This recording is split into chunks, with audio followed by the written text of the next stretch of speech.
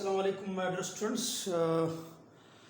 आज हम second in biology की चैप्टर इनहेरिटेंस का जो टॉपिक था statistics and probability relevant to genetics जो हमने स्टार्ट किया था, उसी टॉपिक में सबसे पहले हमने जनरली प्रोबेबिलिटी के बारे में डिस्कस कर दिया और फिर हमने इसके बाद मल्टीप्लिकेशन रूल को डिस्कस कर दिया और अभी हम डिस्कस कर रहे हैं रूल ऑफ एडिशन को, सम रूल को डिस्कस कर रहे हैं।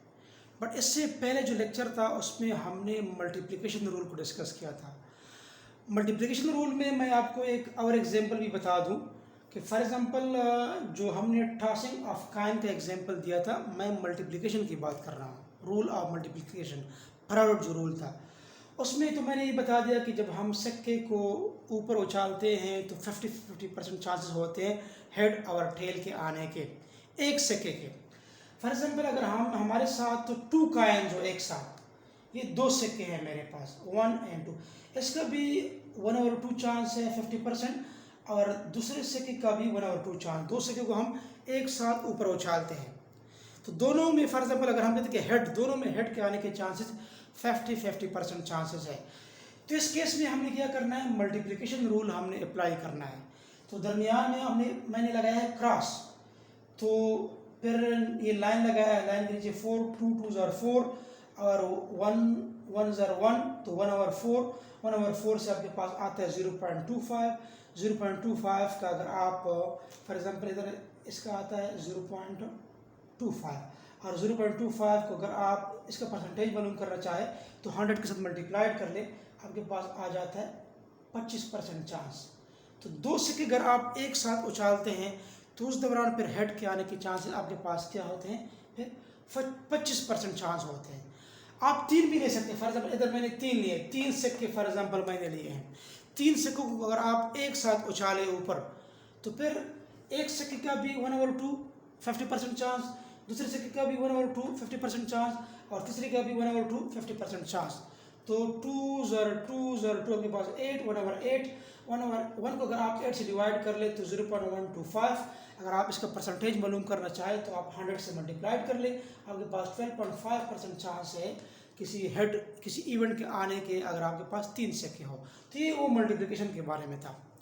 अभी जो टॉपिक है इसमें हम पढ़ते हैं रूल ऑफ एडिशन को, सम रूल को हम डिस्कस कर रहे हैं। इसकी डेफिनेशन क्या है, the probability of an event that occur in 2 or more independent ways, मतलब 2 या 2 से ज़्यादा इंडिपेंडेंट वेज जो अकर होते हैं किसी इवेंट के लिए, उसकी प्रोबेबिलिटी जो है is the sum of separate probabilities of the different ways. किस तरीके से ये सेपरेट प्रोबेबिलिटी मुख्तलिफ वेज के हैं। देखिए फॉर एग्जांपल इधर मैंने आपको इसका नीचे इसका आंसर दिया है, तो ये आपके पास जस्ट डिफिनीशन था। अभी आंसर से आने से पहले मैं आपको थोड़ा सा क्वेश्चन आपको समझा दूँ कि इसका क्वेश्चन क्या है। फॉर एग्जांपल आपके पास क्वेश्चन आया है कि an Mendelian cross between pea plant that are heterozygous for a flower color that is the capital P small p।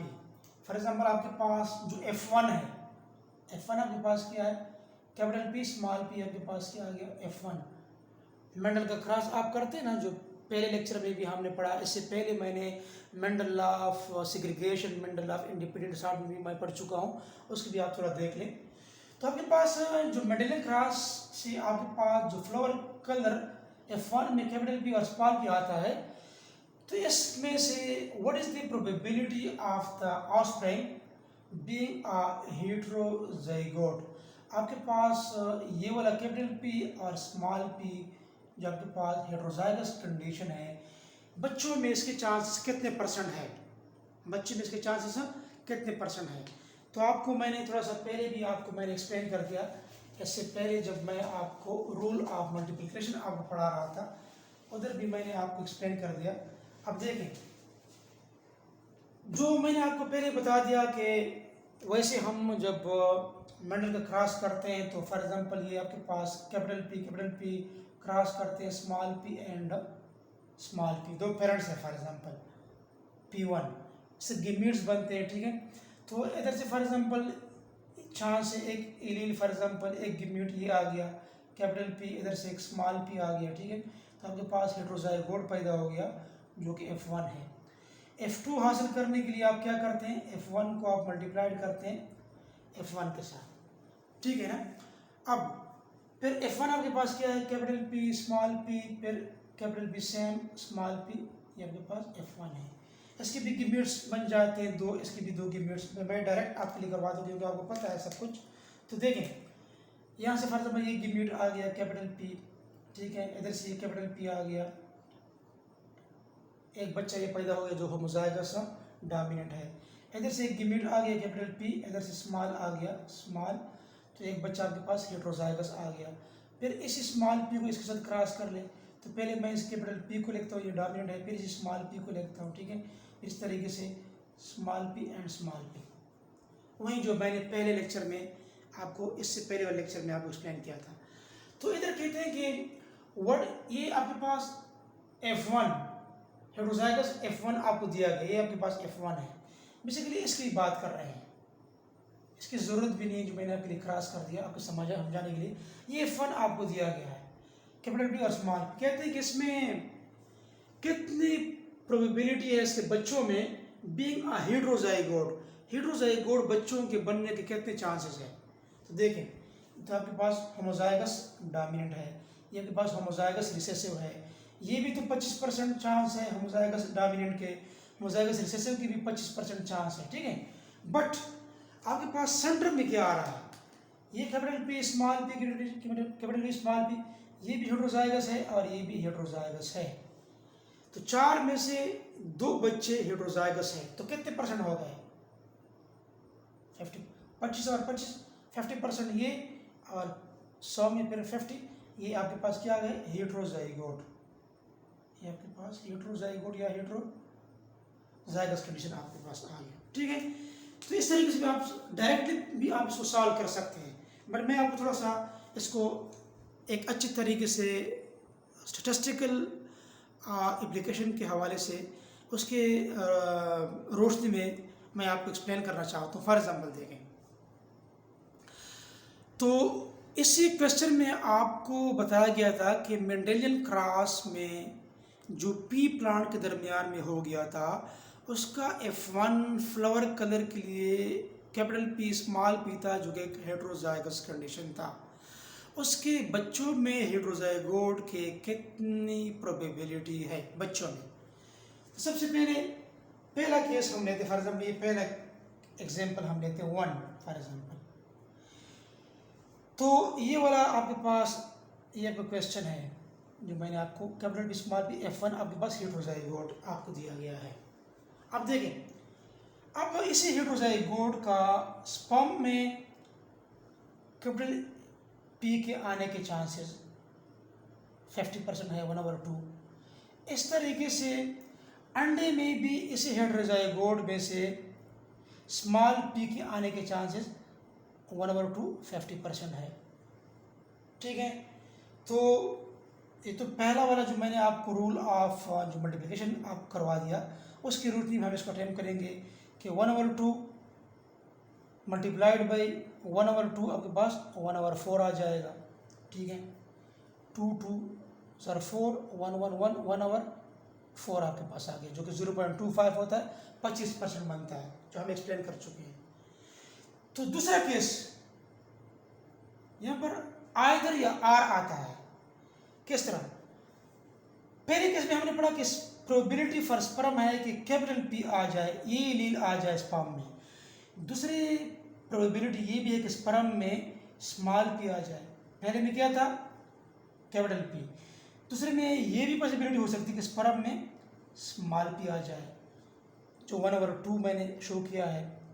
अंडे में क्या आ जाए कैपिटल पी आ जाए जो 1/2 है, जबकि पहले केस में क्या था अंडे में स्मॉल पी मैंने बताया था, स्मॉल पी के आने के चांसेस भी हो सकते हैं, और दूसरे केस में अंडे में कैपिटल पी के आने के भी चांसेस हैं जो क्या 1/2 है। समझ आ रही है मेरी बात। बात यह है कि इसी F1 हेटेरोजाइगोट में स्पर्म में कैपिटल पी के आने के चांस है और स्पर्म में स्मॉल पी के आने का भी चांस है। अंडे में भी स्मॉल पी आने का चांस है, अंडे में कैपिटल पी के आने का भी चांस है। ठीक है, तो इसी को तो पहले हमने कर दिया कि 1/4 आ गया। इसको जब हम इंडिविजुअली कर दें तो 1/2 और 1/2 इधर भी 1/4 आ जाता है। ठीक है, अब चूंकि इसमें आइदर और आर आता है कि मतलब इसी केस में ये भी आ सकता है या मीन आर ओ आर ये भी आ सकता है। स्पर्म में कैपिटल पी एलील भी आ सकता है या स्मॉल पी भी आ सकता है। इस तरीके से अंडे में स्मॉल पी भी आ सकता है, कैपिटल पी भी आ सकता है, आइदर है। तो मैंने बताया था कि जब क्वेश्चन में आपके पास आइदर या आर आ जाए तो आपने क्या करना है, रूल ऑफ एडिशन करना है, सम रूल आपने करना है। तो देखें 1/4 और 1/4, तो जब आप इधर मैंने लिया है कि प्रोबेबिलिटी फॉर हेटेरोजाइगस ऑफस्प्रिंग 1/4 पहले केस से प्लस 1/4 तो इसका लाइन खींचे हम 4। ठीक है, तो 4 को जब हम इसके साथ मल्टीप्लाई करते हैं तो 4 4 क्रॉस 1 आ जाएगा, प्लस फिर इसके साथ 4 तो 4 4 क्रॉस 1 आ जाएगा। तो आपके पास 1 + 2 2 और 4 आपके पास आ गया। तो जब हम सिंपल करते हैं तो 2 4 ज़र 2 2 ज़र 4, इधर अगर आप उसको इस तरह क्रॉस कर ले तो आपके पास 1/2 आएगा। 1/2 से 0.5 आता है, 0.5 के साथ अगर आप 100 को मल्टीप्लाइड कर इसका परसेंटेज मालूम करना चाहे तो आपके पास 50% चांस है किसके, हेटेरोजाइगोट के, हेटेरोजाइगस ऑफस्प्रिंग के, जो मैंने आपको इससे पहले इधर भी बता दिया कि इस केस में 50% चांस है। ठीक है, तो उम्मीद है आपको rule of multiplication, rule of addition आपको समझ आया होगा। अगर फिर भी आपको कोई क्वेश्चन हो तो आप कमेंट बॉक्स में पूछ सकते हैं। और अगर आपको ये लेक्चर अच्छा लगा तो इसको ज़रूर लाइक दीजिए, सब्सक्राइब करें, दोस्तों के साथ शेयर करें और कमेंट भी कर सकते हैं। और आखिर में मेरी सिर्फ आपसे ये रिक्वेस्ट है कि अपनी दुआओं में हमें ज़रूर याद रखें। अल्लाह हाफ़िज़।